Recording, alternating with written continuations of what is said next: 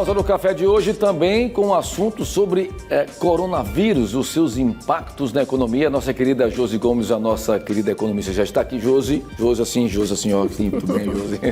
Bem-vinda, Josi. A gente faz brincadeira com uma coisa muito séria, né, para ver se a gente alivia um pouco os problemas. No que diz respeito à saúde financeira, o mundo inteiro está acompanhando aí a coisa se transformando em um grande colapso, não é, Josi? Lamentavelmente. Bom dia. Bom dia, Tiago. Bom dia a todos. O mercado inteiro, na verdade, o mundo inteiro está tenso, né?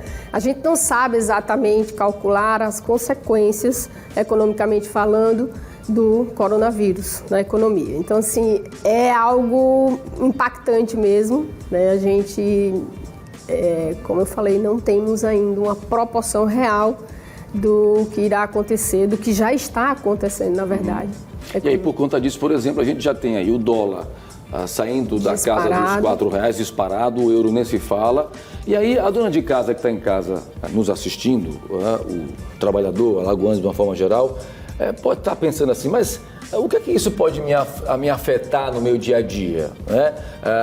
Na compra do alimento, enfim, qual é o impacto disso de fato? Primeiro vamos entender que estamos diante de uma pandemia. O que isso significa dizer? Muitas pessoas falam, mas tem tantas outras doenças que matam mais. Mas o fato é que o coronavírus, né, que essa doença, ela é altamente transmissível. E nós, até que ponto, né, o Brasil está preparado para absorver todas as pessoas com essa doença? Perfeito. Né? Então, esse é o primeiro passo. Por isso que é essencial que a gente tome as medidas que estão sendo orientadas. Bom, e aí tem os impactos? Bom, aí a gente tem alguns impactos, como afeta cadeias globais de suprimentos. Ou seja, o que a gente está vendo no momento? Países inteiros sendo fechados suas fronteiras, né, impedindo os Estados Unidos, por exemplo, não entra ninguém da Europa, e tantos outros países estão bloqueando exatamente para poder frear a disseminação desse vírus. Isso, França e Itália, por exemplo, né? A Itália, né, sofrendo duras consequências. Eu, inclusive, estava com passagem comprada para um evento e tive que cancelar. Derrubada das bolsas, né? As bolsas realmente...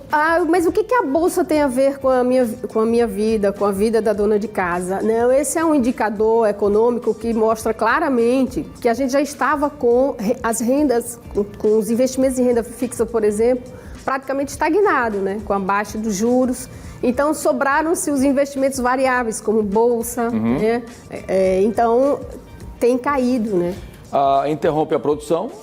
A gente já está percebendo isso, né? A gente já tem várias indústrias comunicando férias coletivas e aí vai afetar, sim. E já o cancelamento de vários eventos do mundo inteiro.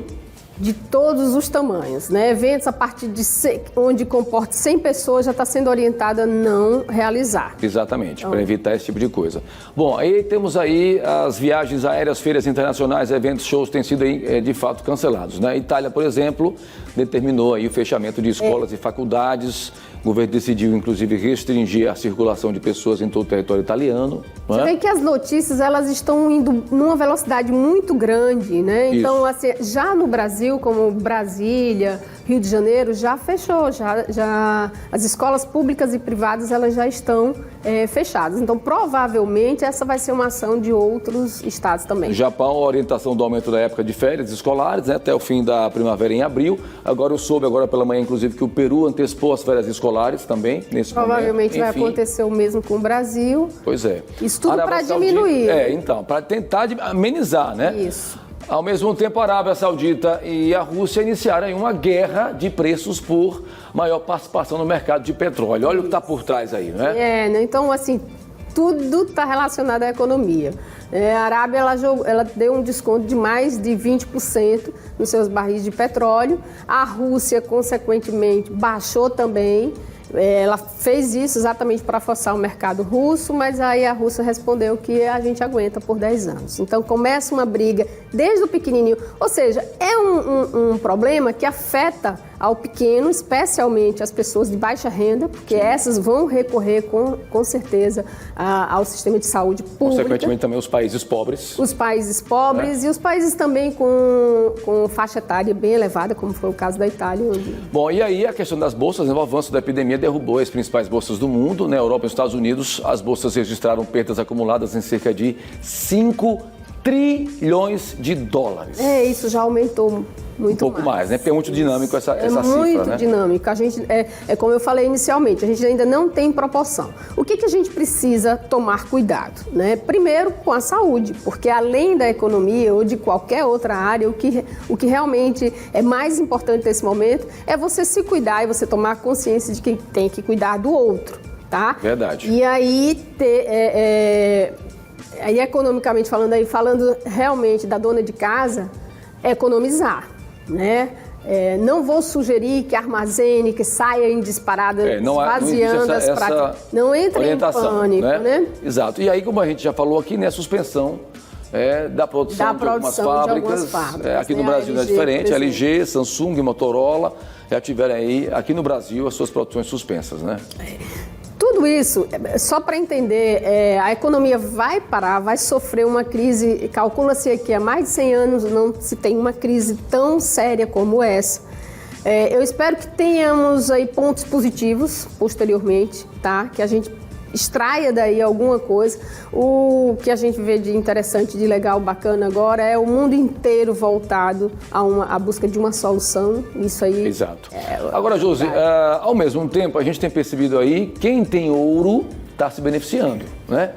E aí, a busca por ativos considerados mais seguros também tem feito saltar o preço do ouro, que atingiu o maior volume em 7 anos, chegando aí a mais de 1.684 dólares a onça, né? Que o ouro se mede por onça. Né? 28,34 gramas. Exatamente, né? Olha o contrassenso. Tem uma justificativa para isso?